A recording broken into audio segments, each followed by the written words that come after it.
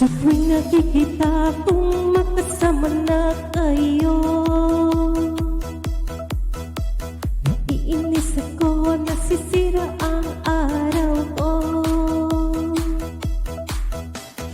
Di ko alam bakit ba nagkakaganto, sadyang nasasaktan kahit di rin naman tayo.